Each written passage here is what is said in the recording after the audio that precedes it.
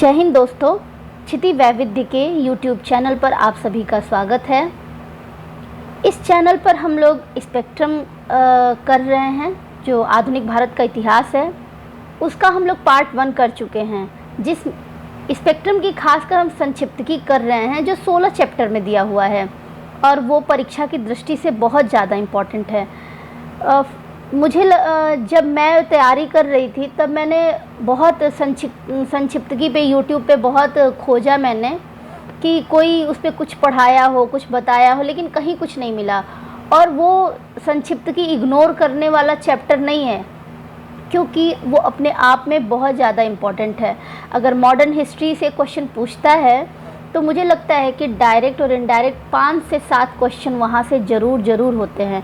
तो मैंने first part का वीडियो अपलोड कर दिया है, आप लोग उसको देखें, जिसमें मैंने भारत के प्रमुख गवर्नर जनरल और वायसराय पे मैंने बात की है और उनके कार्यकाल की जो भी महत्वपूर्ण उपलब्धियां या घटनाएं रही हैं उस पे मैंने बात की है। आज उसके आगे हम सेकंड चैप्टर पे बात करेंगे, जिसका नाम है राष्ट्रीय आंदोलन के विभिन्न चरण से संबंध व्यक्तित्व। आप देखेंगे तो हर साल यहाँ से प्रश्न पूछता ही है, या तो आंदोलनों से पूछ देगा कि कौन कौन इस आंदोलन में रहें न रहें, या फिर किसी व्यक्ति का नाम किसी व्यक्ति के बारे में पूछेगा और उनकी उपलब्धियां पूछ देगा, उन्होंने किस पत्रिका का संपादन किया, कौन कौन सी संस्थाएं चलाई, इस तरीके से करके तो हम चर्चित व्यक्ति और उनके बारे में देखेंगे। और प्लीज़ जो चैनल पे नए हों वो चैनल को सब्सक्राइब करें, लाइक करें, शेयर करें। इस चैनल पर और भी चीज़ें पढ़ाई जा रही हैं, जैसे कि आर के लिए हिंदी व्याकरण, और जो उसके 6 पार्ट हैं उसमें मैं विलोम शब्द से मैंने स्टार्ट किया है। उसके अलावा मैं समीक्षा अधिकारी को ध्यान में रखते हुए हरदेव बाहरी और पृथ्वीनाथ पांडे वाली किताब जो है हिंदी व्याकरण की, उसको भी कराऊंगी परीक्षा से पहले। आई दृष्टि करंट अफेयर्स भी कराई जा रही है, साथ के साथ घटना चक्र दृष्टि की मैगजीन भी कराई जा रही है। तो इस तरीके से बहुत सारे वीडियोस हैं जो परीक्षा की दृष्टि से बहुत ही महत्वपूर्ण हैं। शॉर्ट्स में भी मैंने बहुत कुछ डाला है, आप देखें और अपनी प्रतिक्रिया ज़रूर साझा करें। तो बिना बहुत ज़्यादा समय गवाए, बहुत ज़्यादा टाइम लिए, क्योंकि परीक्षाएं पास में हैं, अब तो समय बहुत कम रह गया है, तो उसके मद्देनज़र हम लोगों को जितनी जल्दी अपनी तैयारी कंप्लीट कर लेनी है। तो देखते हैं सबसे पहला स्वदेशी आंदोलन। देखिए, इसमें मैं आपको एक होमवर्क दूंगी। जब मैं स्वदेशी आंदोलन बोल रही हूँ तो स्वदेशी आंदोलन की आप एक लिस्ट बनाइए, जिसमें जो जो चर्चित व्यक्ति के नाम हैं उनको आप एक जगह लिख लीजिए। कभी आयोग जैसे पिछली बार पूछा था महिला स्वतंत्रता सेनानियों के संदर्भ में कि कौन भारत छोड़ो आंदोलन से नहीं जुड़ी थी, और ये मुझे अभी तत्काल मैं प्रीवियस ईयर करा रही थी, यूथ कंपटीशन की प्रीवियस ईयर क्वेश्चन पेपर भी मैं इस पर सॉल्व करा रही हूँ, आप उसको भी देखिए, वो बहुत ज़्यादा इम्पॉर्टेंट है। तो अभी मुझे ये प्रश्न याद है, इससे पूर्व भी बहुत सारे ऐसे प्रश्न पूछे हैं आयोग ने। जब आप प्रीवियस ईयर का मूल्यांकन करेंगे तो आप ज़रूर देखेंगे। तो इस तरीके से जैसे असहयोग आंदोलन, स्वदेशी आंदोलन हो गया, भारत छोड़ो आंदोलन हो गया, सविनय अवज्ञा आंदोलन हो गया, तो उनके सभी चर्चित व्यक्तियों का नाम आप एक जगह लिख लें, ताकि आप बार बार रिवीजन करते रहें। और सिर्फ इसी में से नहीं, कोई भी संगठन है, जैसे हिंदुस्तान रिपब्लिकन एसोसिएशन ही हो गया, जैसे और क्या खिलाफत आंदोलन हो गया, जैसे युगांतर समिति हो गया, अनुशीलन समिति हो गया, अभिनव भारत हो गया, जो इस तरीके के क्रांतिकारी संगठन का गठन हुआ, स्वराज पार्टी हो गया, तो उससे संबंधित कौन कौन व्यक्ति थे, कौन नहीं थे। जैसे कोई जैसे काकोरी ट्रेन एक्शन हो गया, नमक सत्याग्रह हो गया, तो कौन कौन लोग उसमें थे, कौन कौन जुड़े थे, आपके पास उसकी एक अलग से लिस्ट होनी चाहिए, क्योंकि आयोग यहाँ से प्रश्न पूछता ही पूछता है। चलिए, सबसे पहला नाम जो है लोकमान्य बाल गंगाधर तिलक। अभी कल ही मैं पढ़ा रही थी तो वहाँ पे पूछा था ये प्रश्न कि लाल बाल पाल, आपको मैं ये तीसरी बार लाल बाल पाल के बारे में बता रही हूँ। लाल बाल पाल जो तीनों गरम दल के नेता थे। गरम दल के नेता कौन कौन थे? ये 3 लोग थे, और अरविंद घोष, इनका भी नाम गरम दल के नेताओं में आता है, अरविंद घोष। तो लाल बाल पाल, लाला लाजपत राय, बाल गंगाधर तिलक और बिपिन चंद्र पाल, ये तीनों गरम दल के नेता थे। उसी में सबसे पहला नाम है लोकमान्य बाल गंगाधर तिलक, जो कि बहुत ही इम्पोर्टेंट है और हर साल इनसे प्रश्न पूछता ही पूछता है। मैंने आपको तिलक के बारे में एक और बात बताई थी कि इनकी पुस्तक का नाम गीता रहस्य है, जो इन्होंने मांडले जेल में जब 6 वर्ष का कारावास हुआ था तब इन्होंने लिखा था। और ये कभी भी भारतीय राष्ट्रीय कांग्रेस के अध्यक्ष नहीं रह पाए, क्योंकि 1 अगस्त 1920 को इनकी मृत्यु हो जाती है। 1 अगस्त 1920 को इनकी मृत्यु हो जाती है और उसी वर्ष इनको कांग्रेस की अध्यक्षता करनी थी, लेकिन उससे पूर्व इनकी मृत्यु हो जाती है। चलिए देखते हैं। बॉम्बे और पूना में स्वदेशी की भावना का प्रचार किया तथा लोगों में राष्ट्र प्रेम की भावना जगाने के लिए सबसे पहला इम्पॉर्टेंट पॉइंट शिवाजी और गणपति महोत्सव का आयोजन किया। अब मुझे कमेंट बॉक्स में बताइए कि कब इन्होंने किस सन में शिवाजी महोत्सव और किस सन में गणपति महोत्सव का आयोजन स्टार्ट किया। इस बात पर इन्होंने बल दिया कि स्वराज्य की प्राप्ति हेतु स्वदेशी बहिष्कार एवं राष्ट्रीय शिक्षा को सर्वोपरि रखा जाना चाहिए।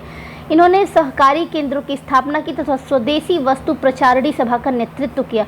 मैं जितनी बातें आपको इम्पोर्टेंट बता रही हूँ या जो हाईलाइट की हूँ, आप उसको एक शॉर्ट नोट बना लीजिएगा और बार बार रिवाइज करिएगा, क्योंकि ये स्टेटमेंट में क्वेश्चन पूछता ही पूछता है। नेक्स्ट है लाला लाजपत राय। इन्होंने पंजाब और उत्तरी भारत, बाल गंगाधर तिलक कहाँ, बम्बई और पुणे में, और लाला लाजपत राय पंजाब और उत्तरी भारत के अन्य राज्यों में स्वदेशी आंदोलन का प्रसार किया। अपने अभियान में इन्हें अजीत सिंह से सहायता मिली। कायस्थ समाचार पत्र में प्रकाशित उनके लेखों में तकनीकी शिक्षा तथा औद्योगिक आत्मनिर्भरता का समर्थन किया गया था। नेक्स्ट है सैयद हैदर रजा। दिल्ली में इन्होंने स्वदेशी आंदोलन को लोकप्रिय बनाया। देखिए, इनके बारे में बहुत ज़्यादा जानकारी नहीं दी गई है, लेकिन इसका मतलब ये नहीं कि ये इम्पोर्टेंट नहीं है। क्या पता कि स्वदेशी आंदोलन के नेताओं का नाम लिख दे और एक उसमें से कोई दूसरे क्रांति से जुड़े हुए व्यक्ति का, चर्चित व्यक्ति का नाम दे दे और आपको कंफ्यूज कर दे। नेक्स्ट है चिदम्बरम पिल्लई। मद्रास में स्वदेशी आंदोलन का प्रसार किया तथा तूतीकोरिन कोरल मिल की हड़ताल को संगठित किया। तूतीकोरिन कोरल मिल की हड़ताल को संगठित किया। उन्होंने मद्रास प्रांत के पूर्वी तट पर स्थित तूतीकोरिन नामक नगर में British India steam navigation company के व्यापार एकाधिकार को समाप्त कराने के लिए स्वदेशी स्टीम नेविगेशन कंपनी की स्थापना की। ट्रिपल स्टार इसको बना लीजिए और ये प्रीवियस ईयर में पूछा जा चुका है। उन्होंने चिदम्बरम पिल्लई ने क्या किया कि तूतीकोरिन नामक नगर में British India steam navigation company के व्यापार एकाधिकार को समाप्त करने के लिए स्वदेशी स्टीम नेविगेशन कंपनी की स्थापना की। ब्रिटिश शासन द्वारा उनके प्रयासों को हतोत्साहित करने के बावजूद पिल्लई ने फ्रांस से SS लाओ तथा SS गालिया नामक जहाज खरीदे ताकि तूतीकोरिन एवं कोलंबो श्रीलंका के बीच नियंत्रित सेवाएं दे पाएं। उनके जहाज़ों पर वंदे मातरम से अलंकृत झंडे लहराए गए। 1908 में उन्हें उनकी राजनीतिक गतिविधियों के लिए देशद्रोह के आरोप में 2 बार आजीवन कारावास की सज़ा सुनाई गई और उनके साथ राजनीतिक कैदी की तरह बर्ताव नहीं किया गया, बल्कि कथित तौर पर उनसे कड़ी मेहनत करवाई गई और यहाँ तक कि प्रताड़ित भी उनको किया गया। मद्रास उच्च न्यायालय ने उनकी सज़ा कम कर दी और 1912 में उन्हें रिहा कर दिया। इसके बाद भी उन्हें कई कठिनाइयों का सामना करना पड़ा। उनकी वकालत का लाइसेंस जो था उसे रद्द कर दिया गया, जिसके कारण वे कभी वकालत नहीं कर सकते थे। उन्होंने आय के लिए अपनी एक दुकान खोली। बहुश्रुत विद्वान होने के नाते उन्होंने तमिल पद्य में अपनी आत्मकथा लिखी। उन्होंने थिरुकुरल पर एक टीका भी लिखा। अब मैं यहाँ आपको होमवर्क दूंगी कि ये रचना किसकी है जिस पर इन्होंने टीका लिखा है। और तमिल व्याकरण देखिए, तोल्कापियम के प्राचीन कार्यों को संकलित किया। तोल्कापियम और थिरुकुरल दोनों रचनाओं के लेखक का नाम ये संगम काल से संबंधित है। आप मुझे कमेंट बॉक्स में उसके राइटर का नाम बताएंगे। नेक्स्ट है बिपिन चंद्र पाल। ये कांग्रेस में गरम दल के अग्रणी नेता थे, जिन्होंने स्वदेशी आंदोलन को लोकप्रिय बनाने में विशेषकर कहाँ, शहरी क्षेत्रों में महत्वपूर्ण भूमिका निभाई। और सबसे इम्पॉर्टेंट लाइन है कि न्यू इंडिया नामक पत्र के संपादक भी थे। पूछ सकता है कि क्या बिपिन चंद्र पाल ने कभी न्यू इंडिया पत्र का संपादन किया या वे उसके संपादक मंडल में थे, तो ये इम्पॉर्टेंट हो जाता है। नेक्स्ट है लियाकत हुसैन। पटना के लियाकत हुसैन ने बहिष्कार का समर्थन किया तथा 1906 में क्या किया, ईस्ट इंडिया रेलवे हड़ताल में अपनी अहम रोल निभाई। उन्होंने मुसलमानों में राष्ट्रवादी भावनाएं जगाने हेतु उर्दू में अनेक उत्तेजक लेख लिखे। इनके कार्यों को स्वदेशी समर्थक अनेक मुस्लिम राष्ट्रवादियों ने भी समर्थन प्रदान किया, जिनमें गजनवी रसूल, दीन मोहम्मद, दीदार बख्श, मोनीरुज्जमान, इस्माइल हुसैन सिराजी, अब्दुल हुसैन एवं अब्दुल गफ्फार के नाम प्रमुख हैं। नेक्स्ट है श्याम सुंदर चक्रवर्ती, स्वदेशी आंदोलन से संबद्ध राजनीतिक नेता जिन्होंने हड़तालों के आयोजनों में महत्वपूर्ण भूमिका निभाई। पाबना समूह नामक बंगला क्रांतिकारियों के समूह के एक सदस्य थे। पाबना विद्रोह भी हुआ था ना, आप उसको भी देख लीजिएगा। वे एक राष्ट्रवादी पत्रकार और क्रांतिकारी पत्रिका संध्या के उप संपादक थे। अब संध्या के संपादक कौन थे आप देख लीजिएगा। बाद में बंगला राष्ट्रवादी समाचार पत्र वंदे मातरम, इसके संपादक कौन थे? मैंने कल की क्लास में बताया था कि इसके संपादक अरविंद घोष थे, के सहायक के रूप में शामिल हुए और फिर इसके संपादक बने। कौन? श्याम सुंदर चक्रवर्ती के बारे में हम बात कर रहे हैं। 1908 में उनकी राजनीतिक गतिविधियों के लिए उन्हें बर्मा निर्वासित कर दिया गया और आगे चलकर भारतीय राष्ट्रीय कांग्रेस के अहिंसक आंदोलन के समर्थक बन गए ये। रामेंद्र सुंदर त्रिवेदी, इनके बारे में देखते हैं। बंगाल विभाजन के निर्णय के प्रभावी होने वाली तिथि का विरोध प्रदर्शन हेतु काला दिवस के रूप में मनाने की घोषणा का तथा लोगों से अपील की कि वे इस दिन अपने घरों में चूल्हे न जलाएं। रामेंद्र सुंदर त्रिवेदी ने क्या किया कि काला दिवस कब मनाया गया? कल मैंने बताया था 20 जुलाई 16 अक्टूबर, ये जो दो तिथि हैं आप इसको बहुत अच्छे से याद रखिएगा, बंगभंग विभाजन से संबंधित। रविंद्रनाथ टैगोर राष्ट्रीय स्वतंत्रता संघर्ष में लोगों को भाग लेने के लिए प्रेरित करने हेतु अनेक देशभक्तिपूर्ण गीतों की रचना की। बंगाली लोक संगीत के माध्यम से राष्ट्रवासियों में साम्राज्यवादी शासन के विरुद्ध संघर्ष करने की प्रेरणा जगाई और कई स्वदेशी भंडार गृहों की स्थापना तथा लोगों से आह्वान किया कि राष्ट्रीय सौहार्द बढ़ाने हेतु वे क्या करें, रक्षाबंधन का पर्व हर्षोल्लास से मनाएं। और इनका मत था कि रक्षाबंधन से लोगों में भ्रातृत्व की भावना का विकास होगा और इन्होंने स्वदेशी आंदोलन में जो होली जलाए गए विदेशी कपड़ों के उसकी कड़ी निंदा की थी। नेक्स्ट है अरविंद घोष, इनके बारे में देखते हैं कि बंगाल के अतिरिक्त देश के अन्य भागों में भी इन्होंने क्या किया, आंदोलन को प्रारंभ करने की वकालत की। 1906 में स्थापित बंगाल नेशनल कॉलेज का प्रधानाचार्य नियुक्त किया गया, वेरी इंपॉर्टेंट, जिसका उद्देश्य क्या था, लोगों में राष्ट्रवादी भावनाओं को प्रोत्साहन तथा भारत में स्थिति एवं संस्कृति से संबद्ध शिक्षा व्यवस्था में सुधार। और वंदे मातरम नामक पत्र कई वर्षों तक इन्होंने संपादित किया। इस पत्र के माध्यम से अरविंद घोष ने स्वदेशी आंदोलन को प्रोत्साहित करने हेतु अनेक संपादकीय लेखों का प्रकाशन किया और इन लेखों में उन्होंने हड़ताल एवं राष्ट्र शिक्षा इत्यादि के माध्यम से स्वदेशी आंदोलन को प्रोत्साहन एवं समर्थन देने की वकालत की। अपने कार्यों में जतीन्द्रनाथ बैनर्जी, वारिंद्र कुमार घोष से महत्वपूर्ण सहायता प्राप्त की। और नेक्स्ट इम्पॉर्टेंट है कि अनुशीलन समिति की स्थापना बैनर्जी एवं घोष ने ही की थी। ट्रिपल स्टार, अनुशीलन समिति की स्थापना किसने किसने की थी? तो जतीन्द्रनाथ बैनर्जी और वारिंद्र कुमार घोष ने की थी। नेक्स्ट है सखाराम गणेश देउस्कर। सखाराम गणेश देउस्कर महाराष्ट्र के थे, वे बंगाल में रहते थे और अरविंद घोष के करीबी सहयोगी थे, बांग्ला के अच्छे लेखक थे। संभवतः अपनी पुस्तक देशेर कथा, पूछ सकता है कि देशेर कथा के लेखक कौन है, के लिए सबसे अधिक फेमस थे। उसमें क्या किया था, अंग्रेजों द्वारा भारत के शोषण का वर्णन किया गया था। देउस्कर द्वारा देश की स्थिति और ब्रिटिश शासन की अच्छाई एवं बुराई, इस देश के लोगों की मानसिक गिरावट जो अंग्रेजों या पश्चिम से सम्मोहित हो चुके थे की बर्बादी पर विचार किया था अपनी पुस्तक में। अंग्रेजों द्वारा बंगला के किसानों तथा कारीगरों और स्वदेशी उद्योगों को नष्ट कर दिया गया था। देउस्कर ब्रिटिश शासन के अधीन भारत की आर्थिक स्थितियों पर नौरोजी और दत्त के लेखन से प्रभावित थे। दादा भाई नौरोजी ने लिखा था ना, poverty and un British rule in India में धन के निष्कासन का सिद्धांत दिया था और इस विचार को जनता के बीच प्रचारित करने के लिए उन्होंने स्थानीय भाषा में अपनी पुस्तक लिखी। यह पुस्तक बेहद लोकप्रिय साबित हुई और इसने स्वदेशी आंदोलन के लिए प्रेरणा का काम किया। 1910 में सरकार ने इस पुस्तक पर प्रतिबंध लगाकर सारी प्रतियों को जब्त कर लिया था। तब तक क्या हुआ था कि बहुत लोग इसको पढ़ चुके थे। नेक्स्ट है कि देउस्कर को बंगाल में शिवाजी उत्सव की शुरुआत करने के लिए जाना जाता है। शिवाजी उत्सव और गणपति उत्सव किसने प्रारंभ किया था? तो तिलक ने। और कहाँ पे? तो बम्बई और पुणे में। लेकिन देउस्कर ने उसको बंगाल में भी उसका प्रचार प्रसार किया। स्वराज शब्द का सबसे पहला आधुनिक राजनीतिक प्रयोग देउस्कर ने शिवाजी 1902 पर लिखी अपनी पुस्तक में किया था। Very important. नेक्स्ट है सरला देवी घोषाल, इनके बारे में भी प्रश्न पूछा जा चुका है। भारतीय राष्ट्रीय कांग्रेस के संस्थापक सदस्यों में से एक जानकी नाथ घोषाल की बेटी सरला देवी घोषाल, जिन्हें चौधरानी के नाम से भी जाना जाता है, रविन्द्रनाथ टैगोर की भतीजी थी। मेधावी छात्रा थी जिन्होंने कलकत्ता विश्वविद्यालय के बेथुन कॉलेज से हाई एजुकेशन प्राप्त किया और उस विश्वविद्यालय में सर्वोच्च अंक हासिल करने वाली वह पहली महिला बनी थी। और पद्मावती स्वर्ण पदक प्राप्त किया। कलकत्ता लौटने से पहले उन्होंने मैसूर के महारानी गर्ल्स स्कूल में कुछ समय के लिए सहायक अधीक्षक के रूप में कार्य किया, जहां से वो बंगला पत्रिका भारती पत्रिका का संपादन किया।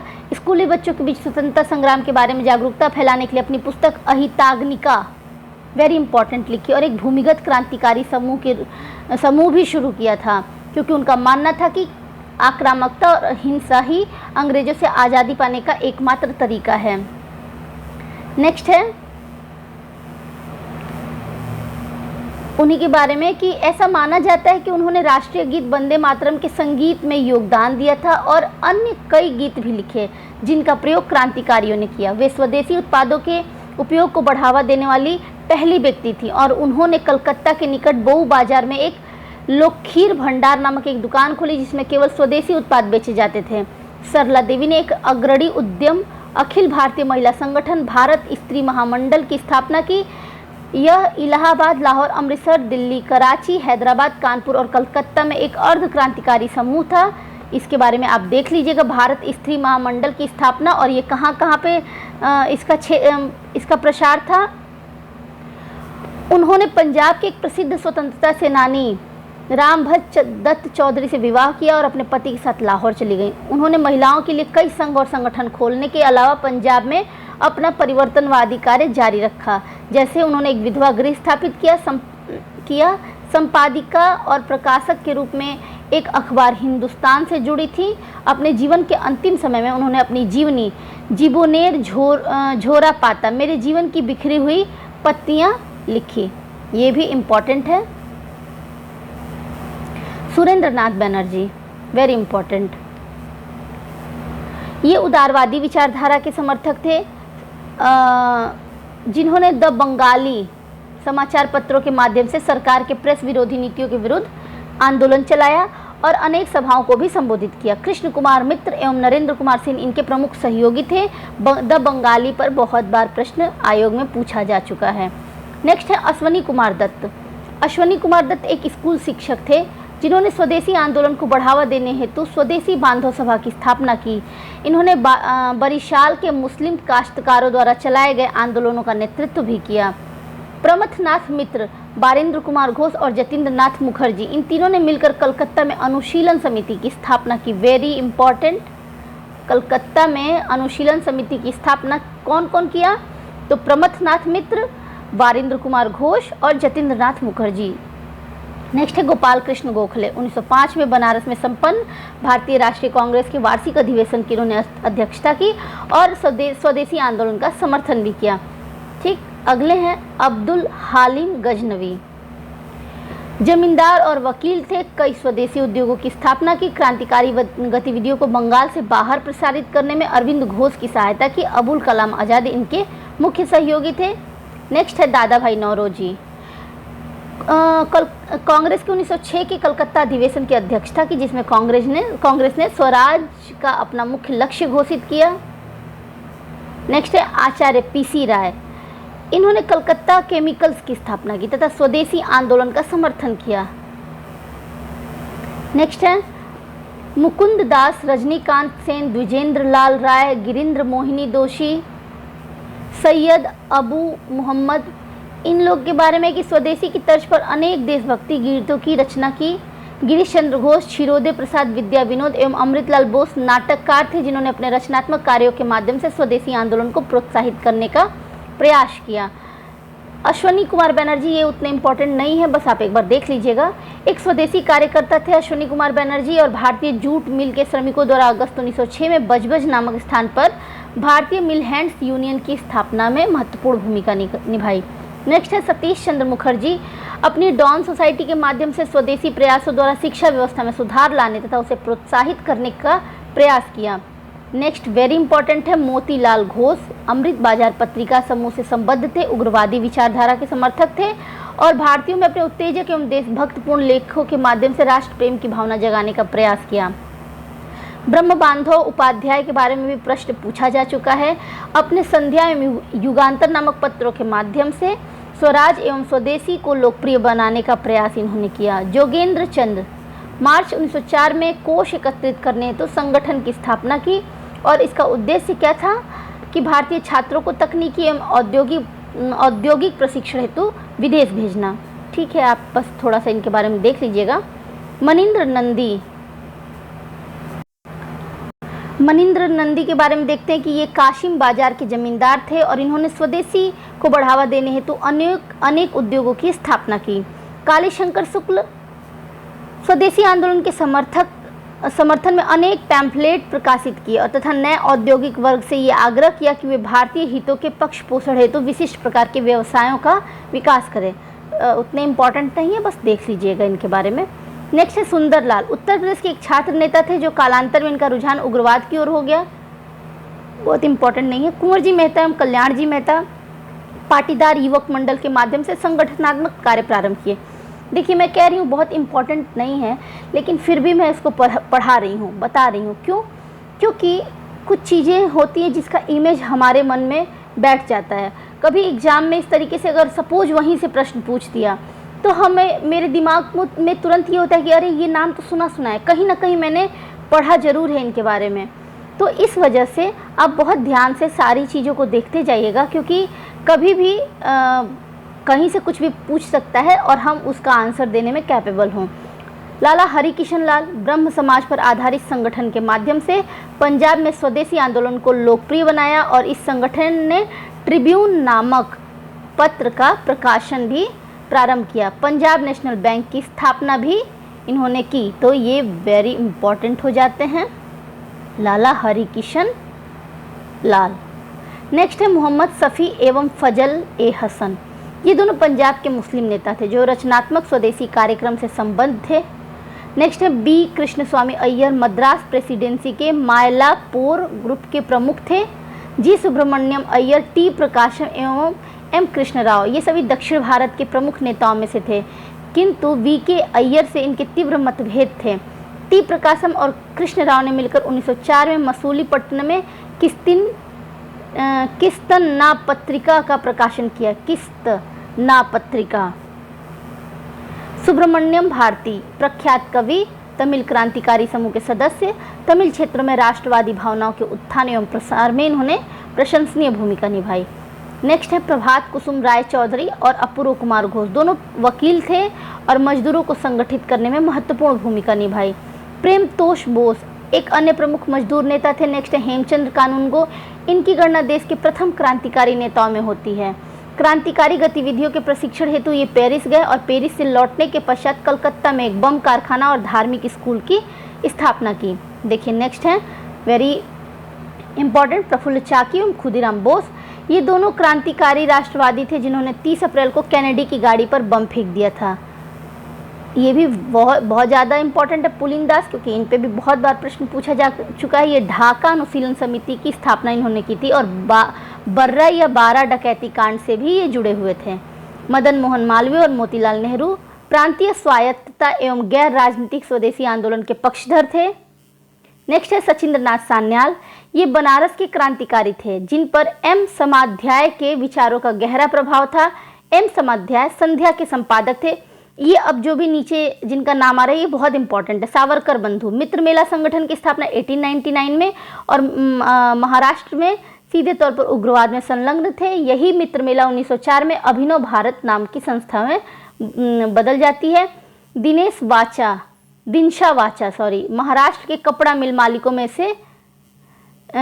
मालिकों से धोतियों को उचित एवं कम दाम पर बेचने के लिए आग्रह किया इन्होंने।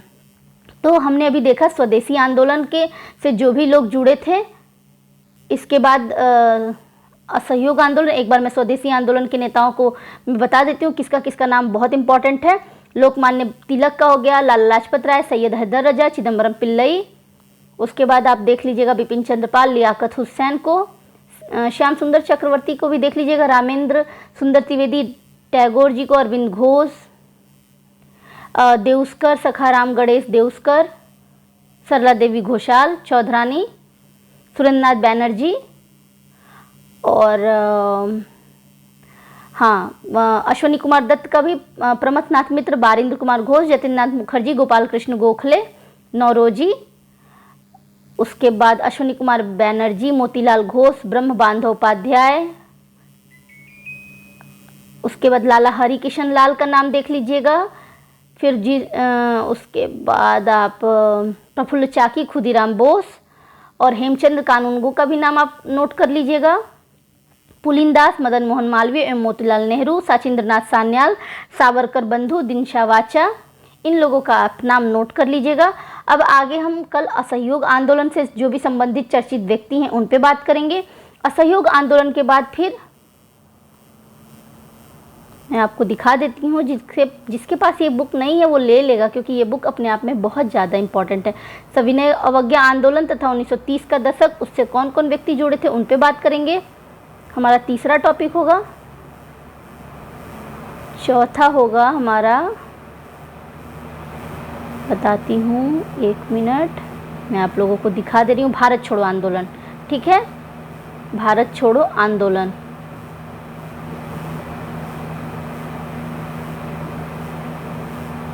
ये अंतिम भी होगा। 68 तक है। भारत छोड़ो आंदोलन में बहुत ज़्यादा लोग हैं, तो इसमें महिला क्रांतिकारी भी हैं।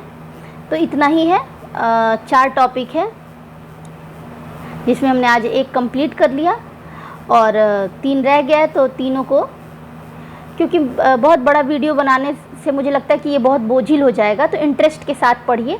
ठीक है, तो आज अपनी कक्षाएं यहीं समाप्त करेंगे और जो भी चैनल पर नए हो वो प्लीज़ चैनल को सब्सक्राइब करें, जिससे मेरा मनोबल और भी ज़्यादा बढ़े। अपने दोस्तों को भी बताएं। Thank you.